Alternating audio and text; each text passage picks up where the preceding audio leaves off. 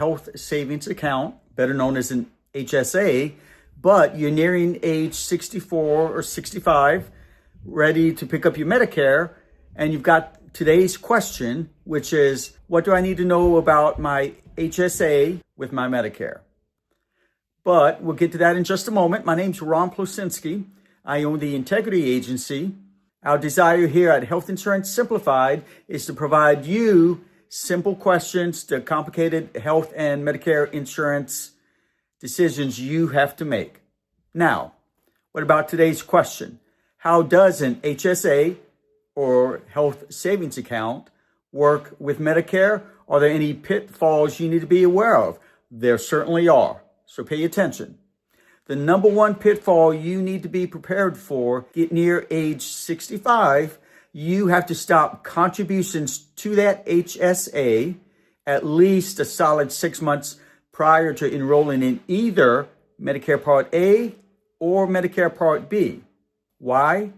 Because oftentimes Medicare Part A is retroactive, its effective date 6 months prior to when you apply.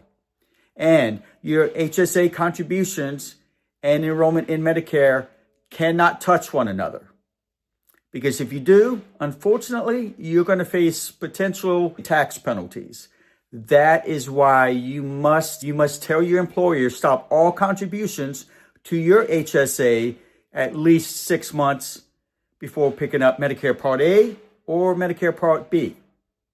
Now, health savings account, again, also known as a HSA, have been around. In fact, it was signed into law by President Bush in 2003, benefit from the triple tax advantage of an HSA.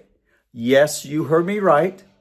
There are triple tax advantages. You have triple tax savings by having an HSA. Yes, you heard me right. There's 3 different ways you benefit and get your money to grow inside your HSA. First, all contributions you make are pre-tax. Second, your money in the account grows tax deferred. Just remember, the money you contribute will grow tax deferred inside of it. Now, you can open up a HSA account at any traditional banking institution, even an online investment account if you have one of those. And you can earn a little bit more interest money that way. And it grows tax deferred.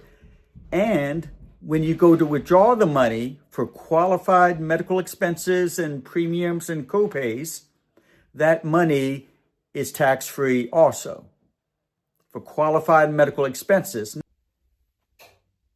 And did you know, if you're age 65 or above, you can even withdraw funds from your HSA for non-qualified medical expenses, such as buying a car, buying a boat, maybe you want some new patio furniture. You can do that with your HSA funds, and you will still pay federal income tax. And if you're in a state with state income taxes, you pay state taxes as well. But the key here is you can actually withdraw the funds without the 20% penalty withdrawal tax amount. So, triple benefit savings of a HSA. Just be aware that once you near Medicare age, contributions have to stop 6 months prior. Okay? So, get the full benefit out of your HSA. Just know what the pitfalls are and know it's got to stop 6 months prior to enrollment in Medicare. Now, something else to keep in mind is while you can use those HSA funds throughout your Medicare years to pay for premiums with your Medicare Part A, Medicare Part B, Medicare Part C, also known as Medicare Advantage, and Medicare Part D, your drug plan, you cannot use your HSA funds to pay for monthly premiums if you have a Medicare supplement, also known as a Medigap plan. If you have a Medigap plan, you cannot use your HSA funds to pay for those monthly premiums. Fair enough? Thanks so much for watching this video. And hey, be sure to check out the short video also on HSAs. Be sure to continue to come back to the channel. We'll drop a video soon about HSAs and marketplace accounts. Hey, do us a favor, click subscribe on this channel and look out for future videos to come. And as we like to say here, stay active, be well. See you next time. Bye-bye.